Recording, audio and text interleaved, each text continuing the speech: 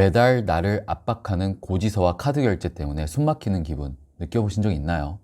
오늘은 이런 재정적 스트레스에서 벗어나는 두 가지 필수 전략을 알려드리려고 합니다. 첫 번째는 큰 위기에도 흔들리지 않도록 만들어줄 경제적 에어백을 만드는 방법입니다. 언제 어떤 상황이 오더라도 기본적인 생활을 지켜줄 수 있도록 하는 것이죠. 그리고 두 번째는 열심히 대출을 갚는 것이 틀릴 수도 있다는 것을 알게 되실 거예요. 바로 조금 이따 소개할 50대 50 법칙 때문입니다. 단순히 빚 갚기에만 몰두하는 것은 가난해지는 길일 수도 있는 거죠. 대부분의 사람들은 금전적 어려움에서 벗어나기 위해 빚만 없으면 모든 게 해결될 거야 라고 생각을 합니다. 하지만 사실 진짜 문제는 빚 자체가 아니라 당장 사용할 수 있는 현금이 부족하다는 것입니다. 매달 월세와 카드빚을 겨우 갚는 상황에서 추가적인 지출이 생기면 상황은 더욱 악화되죠.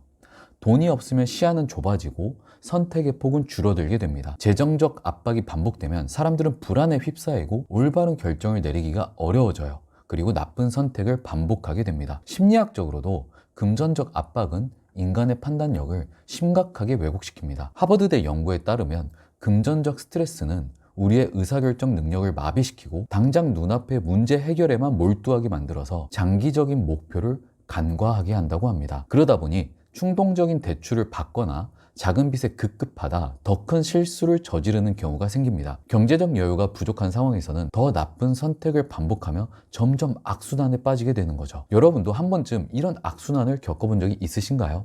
이때 꼭 필요한 것이 바로 경제적 에어백입니다. 자동차의 에어백이 갑작스러운 충돌에서 우리를 보호하듯이 재정적 위기 상황에서 우리의 생활을 지켜줄 비상금인 거죠. 세계적인 경제 전문가 보드 셰퍼는 누구도 알지 못하는 비상금을 준비하라고 강조합니다. 이는 단순히 목돈을 모으라는 뜻이 아닙니다. 언제 어떤 상황이 오더라도 월세와 생활비를 충당할 수 있는 최소한의 비상금을 준비해 두는 것이죠. 또한 사람들이 기본적인 생활을 유지할 비상금을 확보해서 다른 문제를 해결할 때도 냉철하고 현명한 판단을 내릴 수 있다고 이야기를 합니다. 큰 재정적 위기를 겪은 사람들이 다시 일어설 수 있는 이유 중 하나는 바로 이 숨겨둔 비상금이 있기 때문입니다. 이 돈은 일상에서 사용하는 돈과는 구분된 오로지 나를 지켜줄 마지막 방패인 거죠.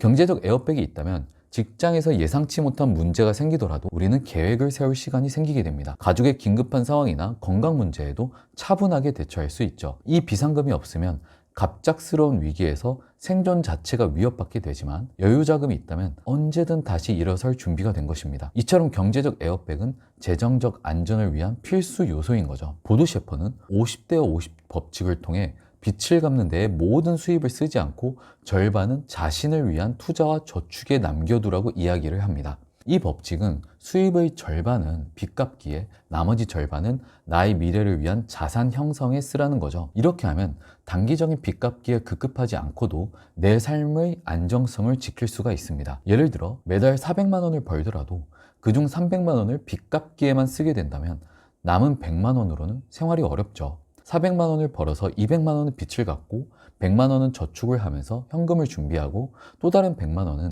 나의 발전과 투자에 사용한다면 우리는 희망을 가지고 앞으로 나아갈 수 있게 됩니다. 금리가 높은 시기에는 빚을 갚는 데만 모든 돈을 쓰고 싶겠지만 이렇게 하면 미래의 경제적인 안정성을 구축하기가 어렵습니다. 반대로 50대 50 법칙을 지키면 빚을 갚아가는 동시에 자산을 형성할 수 있는 기반이 마련됩니다. 긴 여정을 달리는 자동차처럼 꾸준히 연료를 보충해야 멀리 갈 수 있는 거죠. 50대 50 법칙은 빚 갚기와 자산 형성의 균형을 맞추는데 매우 효과적인 방법입니다. 오늘 영상에서 배운 내용들을 바탕으로 매달 수입에서 조금씩 비상금을 모아보세요. 그리고 수입의 절반을 자신의 발전을 위한 저축과 투자에 남겨두세요. 빚을 갚으면서도 내 삶을 위한 투자를 지속한다면 금전적 자유와 안정성을 점차적으로 얻을 수 있을 겁니다. 구독과 좋아요를 눌러주시면 정말 큰 힘이 됩니다. 긴 영상 시청해주셔서 진심으로 감사합니다.